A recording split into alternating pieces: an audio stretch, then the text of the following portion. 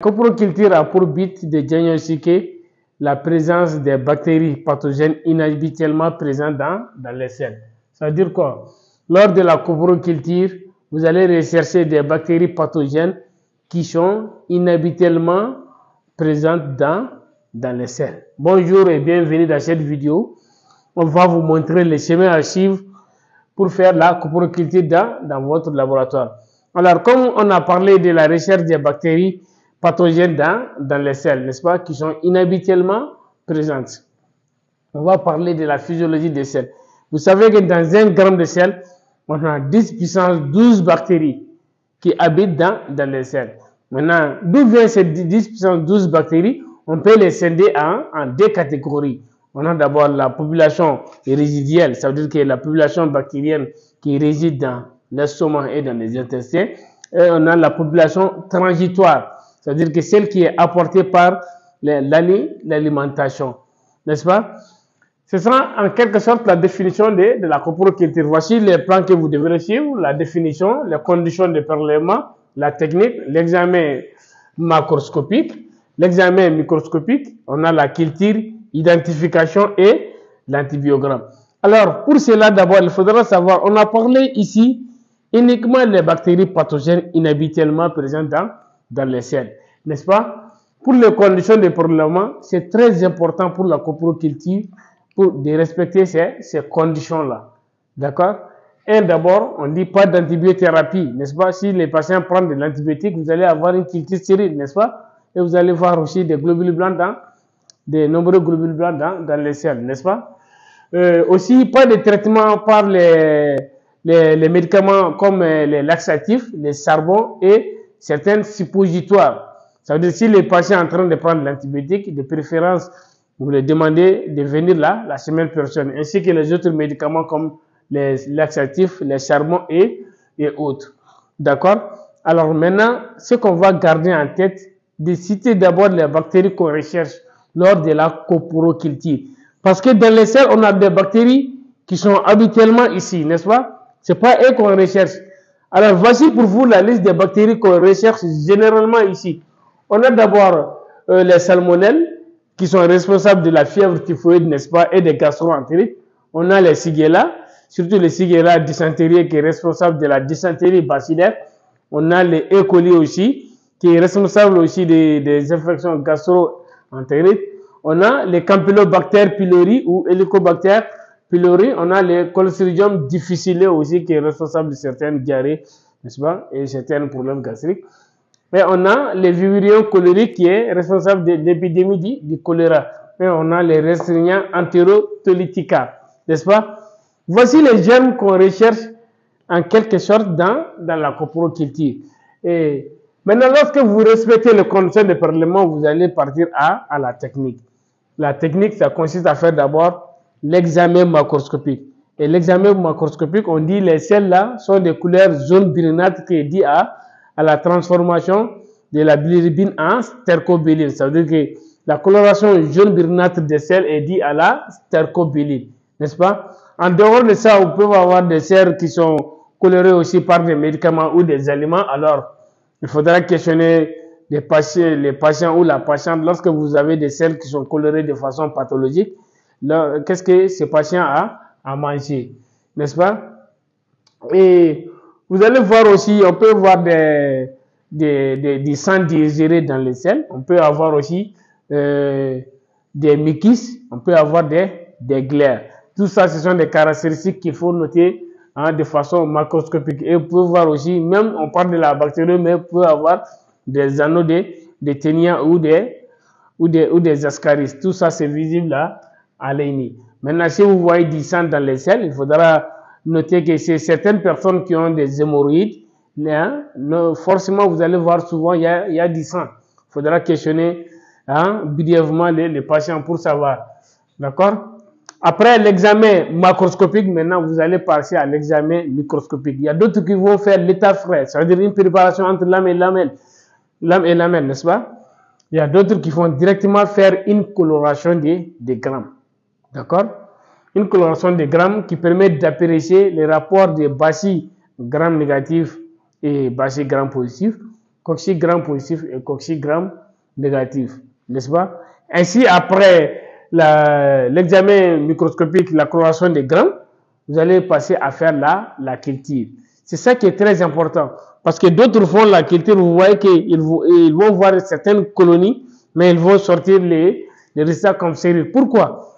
Parce qu'il faudra reconnaître quel milieu il faut utiliser pour ces bactéries et quelles sont les caractéristiques des colonies des bactéries pathogènes sur ces milieux. C'est très très important. C'est compris?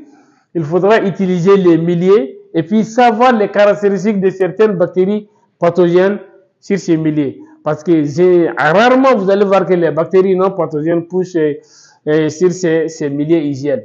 Mais quand ces bactéries font pousser sur les milieux hygiènes, on ne va pas tenir en compte. N'est-ce pas? Voici pour la culture maintenant. Ici, au niveau de la culture, pour les Shigella et les salmonelles, vous allez utiliser les milieux SS. C'est un milieu pour l'isolement des salmonelles et des Shigella. Mais il faudra ajouter que Escherichia coli peut pousser sur ces milieux SS. Mais les colonies vont différer.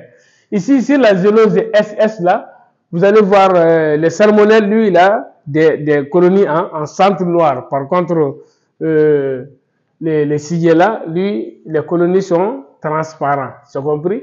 C'est les salmonelles, c'est dit à la production de l'hydrogène disulfuré, ça veut dire H2S, d'accord? Et puis, on peut utiliser les milieux aussi XLD, ça veut dire xylose lysine désoxycholate. C'est un milieu aussi utilisé pour l'isolement des salmonelles et des Shigella. Pour la recherche de E. coli, vous pouvez utiliser un milieu pour les enterobactères, par exemple les McConkey. D'accord? On peut utiliser les McConkey, mais ici, pour les campylobactères, c'est la zélose campylobactère aussi, n'est-ce pas?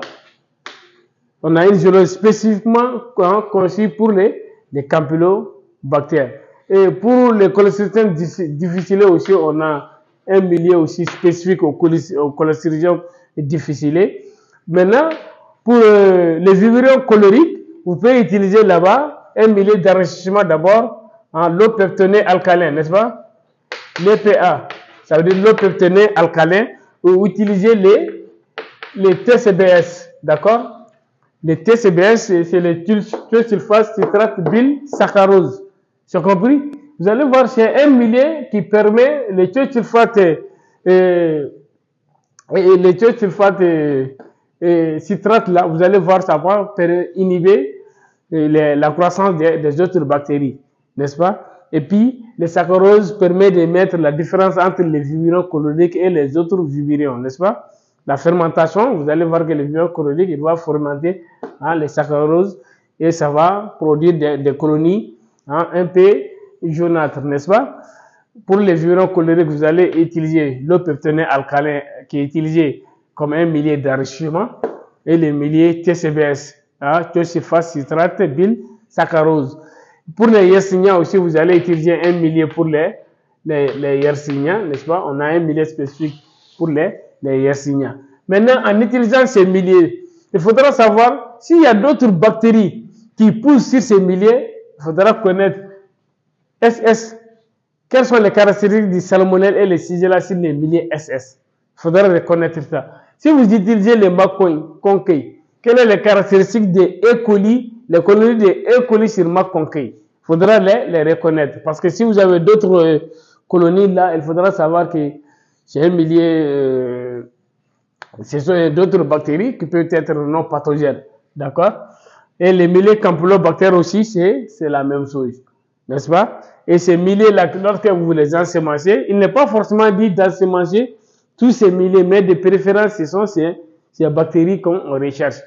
Alors, vous allez essayer d'avoir ces milieux-là pour la coproculture. Parce que la coproculture, c'est une analyse un peu difficile.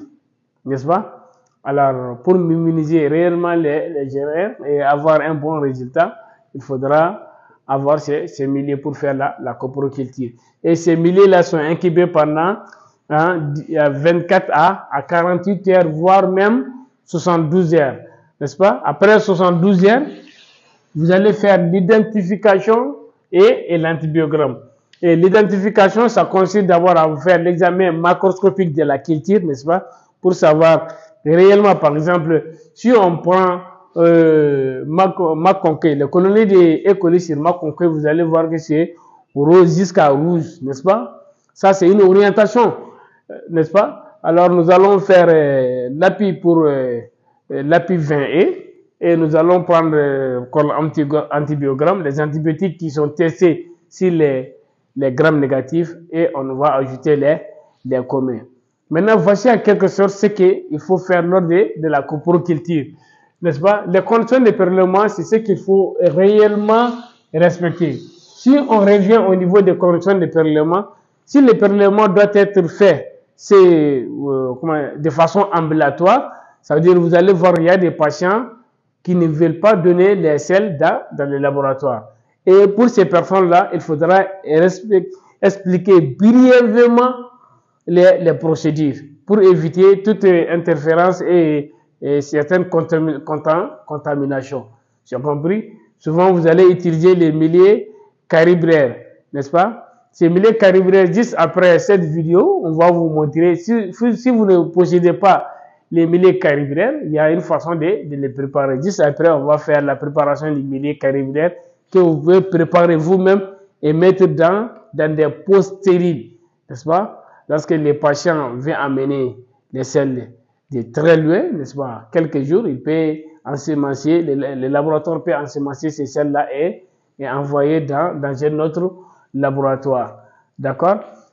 Vous avez vu maintenant, on a vu la coproculture qui est un examen qui consiste à rechercher les bactéries pathogènes inhabituellement présentes dans les selles. Et ces bactéries-là, on les a citées ici de façon, de façon générale.